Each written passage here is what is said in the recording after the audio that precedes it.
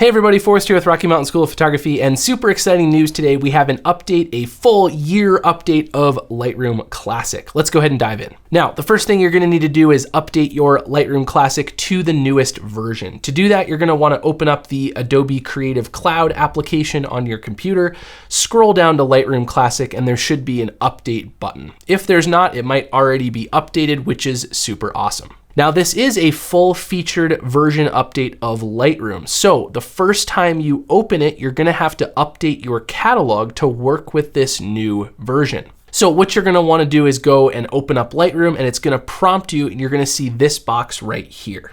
So once you see this box, you can see that what it's gonna do is it's gonna put a V12 at the end of our catalog name. You can leave that, that just delineates that this new version of your catalog will have been updated to work with the new version of Lightroom. And I'm gonna go ahead and hit the upgrade button. And Lightroom's gonna run for a few minutes upgrading that catalog. Do be warned though, that this process does need to happen to any old catalogs you have. So I know some people prefer to have multiple catalogs for multiple purposes. Each time you open a new or different catalog, it will prompt you to update that catalog as well. Now, what this is actually doing is it's making a duplicate of your old catalog. The new version is gonna have the V12, the old version will not have the V12. The reason that that's important to mention is you may want to, in a few weeks, go into your catalog folder and delete the older version. There's no reason to keep it after we're sure everything is updated and working properly. Now, as soon as we're in, we will be greeted with this little welcome message. We can see some of the features that they have added here. They're highlighting AI-powered masking, which I'm really excited about both the object and the people selection. They've also added content aware to the healing brush, which again, we'll talk about that in a little bit. We have new presets, all kinds of exciting things. So I'm gonna go ahead and hit OK, got it, and then we're gonna dive in and talk about what these features are and how we can use them. The first new feature that I want to start with is the retouching tool. So for years and years and years, Lightroom has only had two main retouching tools. It's had a healing tool and a cloning tool, very similar to the clone stamp tool and the healing brush that we had in Photoshop. And those tools worked very commonly. We would click an area that we wanted to get rid of, and Lightroom would pick an area of the photo to put over that area, much like a copy-paste routine, and it worked fine, but it did not have any of the AI algorithms and fanciness that Photoshop has with their content-aware features. And that's what they've brought into Lightroom. So what I can do now is if I grab my little healing brush or Band-Aid tool, my retouching tool over here, we now have a third option. So if you like your old tools, you still have the healing brush and the clone stamp tool here, so you can go back and use those. But we also have this new mode, which is content aware. And what this is gonna do is it's gonna let us paint over the object that we want to remove. And thank goodness they got rid of that white overlay that would not show you where you've painted. You can paint over this area. I'm gonna try to remove my cat Peppy here and let go. And it's going to use its own fancy algorithms to figure out what to do. You can see immediately it has done a really good job. If I close that tool and no one told me that there was a cat standing there, I would have no idea, which is pretty awesome. Now you'll notice that it didn't tell you where it was sampling from. And that's really the beauty of content aware. It uses the whole image. It breaks down the whole picture. And again, using AI, it figures out where things should go and what will look normal. One thing you can do though is if it does a really bad job, I can go back in and activate this point that I have in here. I can actually command and drag over part of the photo that I want it to focus on when filling in the missing information. So as an example, if I kind of wanted this filled in area of Peppy here to look more like the background grass, I could hold down the command or the control key on a Windows machine. And while holding that down, I can draw a little box. And what that's gonna tell the computer is it's gonna say, hey computer, focus on this pattern or this look when filling in the pixels. And you can see here, now it's changed the look and the feel of the pixels that it's filled in. Now, I find that the defaults, or I have found that the defaults actually work better than manually selecting it, but I can definitely think of situations where it might do a horrible job trying to guess at what type of pixels it should fill into those regions, and that's where we can use the Command or Control click trick to fix it. Now, I should also say we have a reset button as well as a close button as well as a refresh button over here. So one thing that I loved about Content Aware in Photoshop was that if it did a bad job, you can hit refresh and it will recalculate and do a different thing. And I think that's really powerful here as well. And I found that clicking the refresh button will give you different results each time. And inevitably one of those will look way better than the other ones. You can also use the standard Command Z or Control Z to step backwards. If you end up landing on a worse solution and you want to go back a couple, Edit Undo is a great use in this situation. So pretty cool, right? Right off the bat, we have some really neat features for selecting certain areas and removing them. And that's really the name of the game with this. So let's talk about selections and masks. So masking has been overhauled a lot. And if I open up the masking tool on a photo like this, immediately without me doing anything, the computer has already done some fancy work. So here we have a bunch of options to create a new mask. And for those of you who haven't been following Lightroom for a while, Lightroom's had 3 local adjustment tools: the graduated filter, the radial gradient, and the brush tool forever. And then last year they really started saying, all right, we should get serious with selection tools because then people have to go to Photoshop a lot less. And that's awesome. Why wouldn't we want to go to Photoshop less? Well, this is even better. So immediately, if there are people in your photo, it automatically finds them and it builds masks for them. So immediately, here's this old photo of Sarah and I can very easily just click me, and there's a selection of me, and it very easily builds a selection of where I am in the photo. But there's more to it. We can actually select my face skin, my body skin, my eyebrows, my eye, whatever that is, my iris and my pupil, lips, teeth, hair.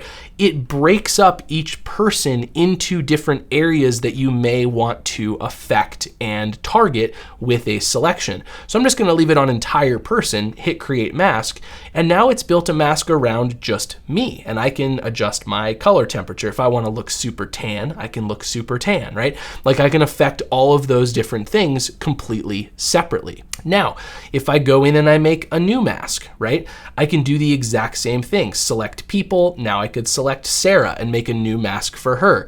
And as well, I have the same options. If I just wanted to work with Sarah's hair, I could do that and create a mask for Sarah's hair. And now I have specific controls over Sarah's hair. Like, oh, let's go with some blue hair. And just like that, we've got blue hair. Like, this is amazing in its capability and what it can do. And from the looks of it and from my experimentation, it does a really, really nice job. Now, obviously, to be real here, right, we could very easily brighten, darken. Sarah's hair is all fly away right now in this shot. I look extremely tan, right? I'm not going for accurate edits. But my point is, people selections are super powerful now. And I can see a lot of portrait photographers who hopefully won't need to go into Photoshop or other kind of Lightroom plugins nearly as much with these new tools. So I wanted to see how this did with glasses and specifically blue light glasses. So here is another shot of Sarah, and I'm gonna grab the masking tool again. It's gonna do its work detecting people here, and it very easily found Sarah.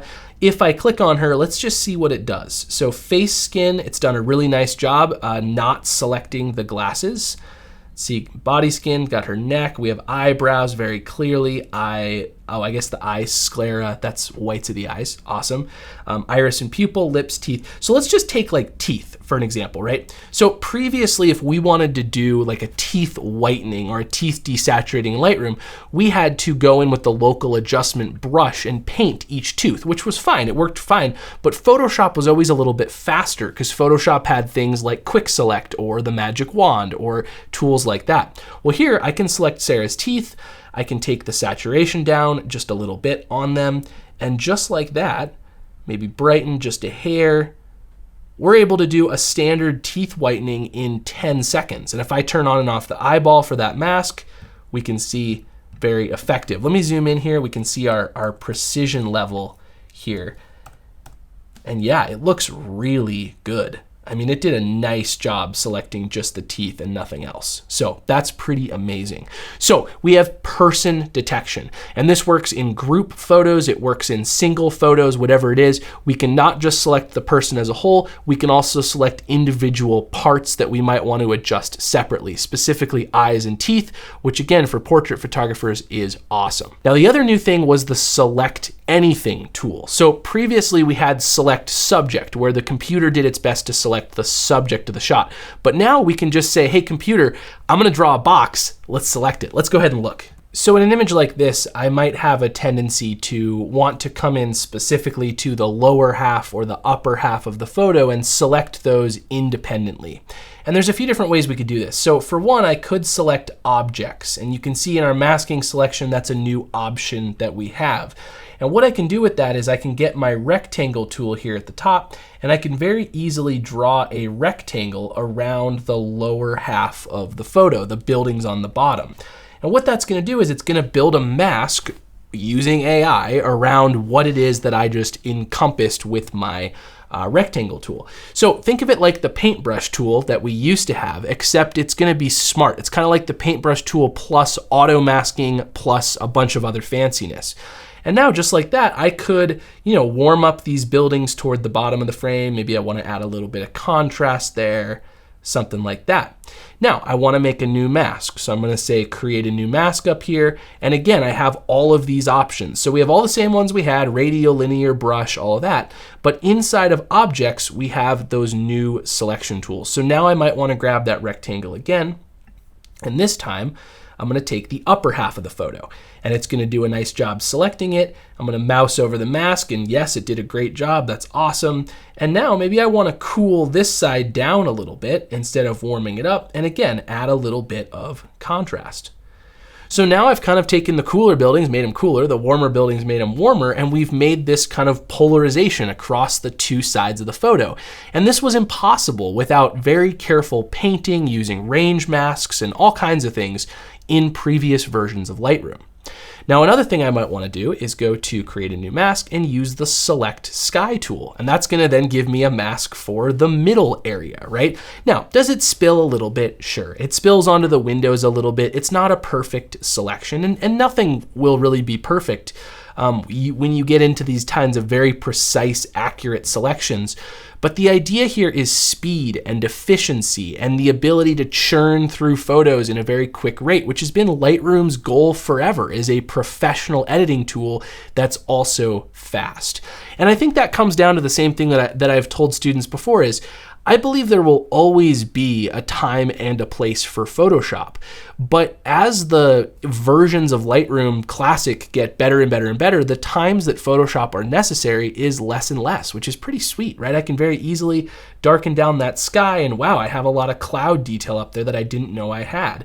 Maybe I want to down the highlights a little bit. And just for a before after, I can turn the little light switch next to masks on and off here, and we can see there's our before, there's our after, before, after.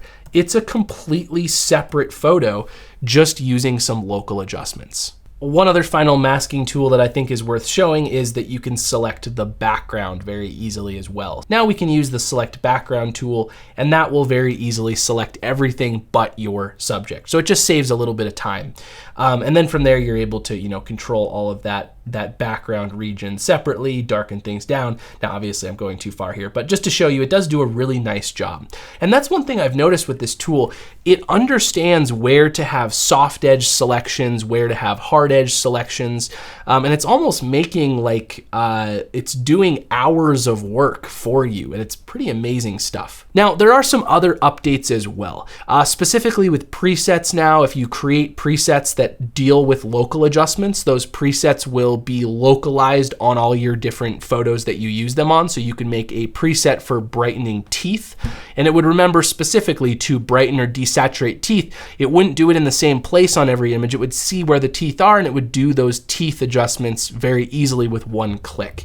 You could do the same thing with eye brightening, different things like that. So presets have been made a little bit better. There are a bunch of other little tweaks, the way that folders work on import, things like that, other options inside of preferences. Obviously, new cameras have been supported, things like that. But generally, to me, the two most exciting features revolve around the masking tools as well as the spot removal and content aware tools. And I'm really glad to see that they're bringing all of this into Lightroom Classic. If you all like this video, I would really like it if you'd hit that like button. It helps our channel grow. If you have a question, leave it in the comment section down below. And lastly, hit subscribe to stay up to date with future videos. We hope to catch you in a future one. Thanks, everybody.